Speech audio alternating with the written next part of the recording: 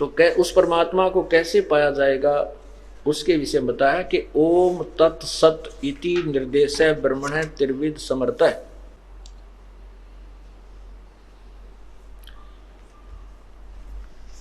अब यहां क्या बताते हैं,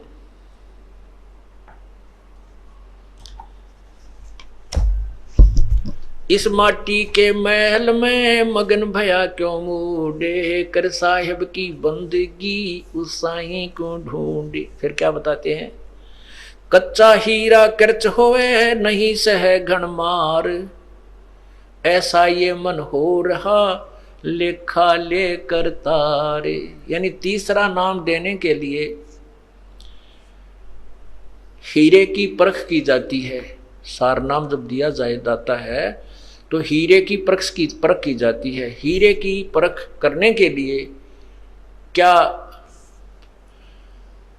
कैसे परीक्षण किया जाता था पूर्व समय में, कि हीरा एक गोल गोल सा कंचे टाइप होता है, चमकदार धातु होती है, पत्थर सा होता है पर चमक जबरदस्त होती है उसकी, और उसको उसमें कच्चा हीरा भी होता है और पक्का हीरा भी होता है।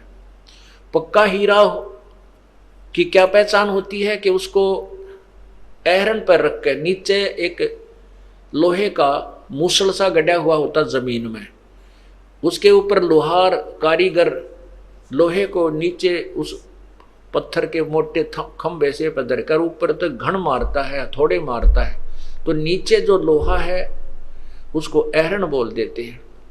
उस आहरण के उसके ऊपर रखकर ऊपर से घण की चोट मारते हैं पूरी जबरदस्त हीरे के ऊपर। यदि उसमें कहीं निशान पड़ जाता है तो वो कच्चा हीरा है, वो 2 कौड़ी का नहीं है। और उसके ऊपर निशान नहीं पड़ता है, पूरे घण की जबरदस्त चोट मारने से 10 मार ले तो वो पक्का हीरा है, वो अनमोल है, वो कीमती हीरा है। तो यहाँ पर जो आपकी परीक्षण की जाती है तीसरे नाम के लिए, अब ये जो था ये क्रोथा कांड जो हुआ है, इन अज्ञानियों ने तो अपने कर्म बिगाड़ दिए, और परमात्मा ने हम हीरों को परखना था या गण के ऊपर धर के एरन पर धर के गण की चोट मार के देखी थी।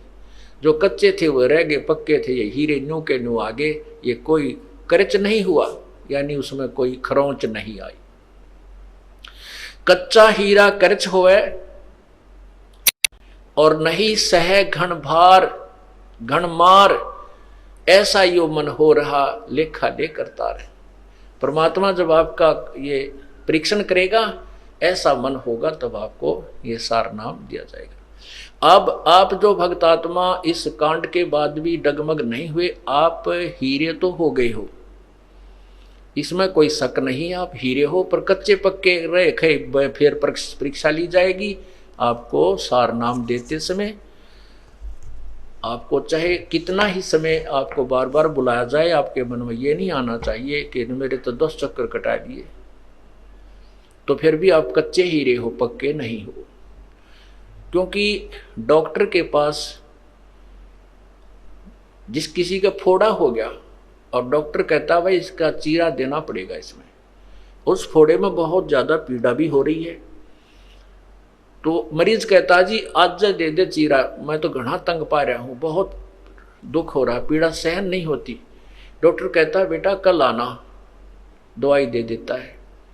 कल कहता भाई कल आना, कल भी नहीं चीरा देता, फिर कहता कल परसों आना, ये दवाई और खा। क्योंकि जब तक वो पक्का नहीं हो लेगा तब तक उसके चीरा देने से कोई यूज नहीं है। पक्का होने के बाद ही वो चीरा देकर मवाद निकाला जाएगा, तभी वो घाव भरेगा, उसका समाधान ट्रीटमेंट ऐसे ही होता है। तो ऐसे ही आपकी कहने से, आपकी जल्दी करने से डॉक्टर अपनी प्रक्रिया चेंज नहीं कर सकता, करवाओ चाहे मत करवाओ। इसी प्रकार आपको कच्चे घाव में, कच्चे फोड़े में चीरा नहीं दिया जाएगा, आपको नाम दिया जाएगा। लेकिन आप जब ये दास उचित समझेगा तभी आपको नाम मिलेगा। और आप जितनी बार बुलाया जाएगा नहीं आओगे तो फिर आपको बता ही दिया, कच्चा हीरा करच होए नहीं सह घन भार, ऐसा ये मन हो रहा लेखा लेकर तार। तो